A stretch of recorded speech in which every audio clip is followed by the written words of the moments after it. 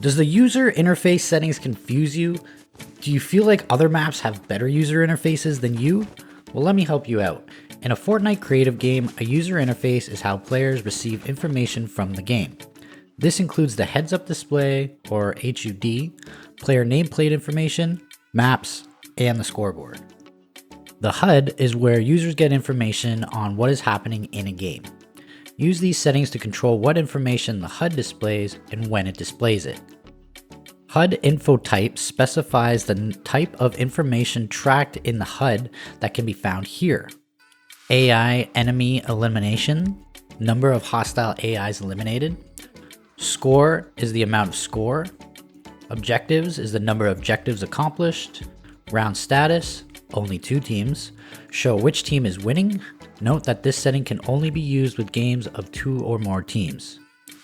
Tracker, which is unranked. We'll get into this a little more further in the video. Tracker, ranked, same thing. Show top center score HUD. If set to on, shows the top center score HUD. This is a great setting for team games. Max trackers on HUD. Determine how many tracker devices can display to the HUD simultaneously. You can have up to 3 trackers on the screen at one time. Show cumulative stat value on HUD. Determines whether the HUD shows stats for all rounds cumulatively or only the current round. Show resource feed on eliminations. Determines whether to show the larger resource feed when receiving resources by eliminating players. Island code display determines whether the island code for a published island displays at the top of the screen. Show elimination feed. If set to no, the elimination feed will be hidden from all players. Show wood, stone, metal, and gold resource count. Determines whether the amount of resources a player carries shows on the player's HUD, which is usually on the right side, bottom right side, that's close to the weapons. Show party eliminations. If set to no, the number of eliminations gained by party members will be hidden from the party UI. Text style sets the text style used to display text on the island. Currently, default is the only option. Pacifist icon for touch. For touch platforms, devices that are touchscreen enabled like your mobile phone, setting this option to on will replace weapon-related icons with neutral icons. Always show nameplates. Determines whether players' names and their locations are visible to other players. Limit nameplate max distance. Determines whether nameplates should disappear based on a player's distance from the camera. If you set to yes, the next option lets you define the distance used. Nameplate max distance. If limit nameplate max distance is set to yes, like said above, you can set the distance to be used. Nameplate line of sight. If you set to hide behind obstacles, both the player and the nameplate will be hidden when the player is behind an obstacle. This setting will also make the next option available. Focus for nameplates. If nameplate line of sight is set to hide behind obstacles, you have the option of setting this to no, in which case nobody has to be looking at the player, or can set to only hostile, which will require any hostile players to look directly to activate the nameplate. If you set this to no, the next 2 options will not be available. Focus angle. Active only when focus for nameplates is set to only hostile. This defines the maximum angle a player can be from another player to see their nameplate. Focus time. Active only when focus for nameplates is set to only hostile. This defines the minimum time a player must look directly at another player before they can see the other player's nameplate. Map screen display. Determines what players see when they press the map key in-game. Scoreboard opens the scoreboard. Overview map. For the map to display, you have to select yes for display overview map.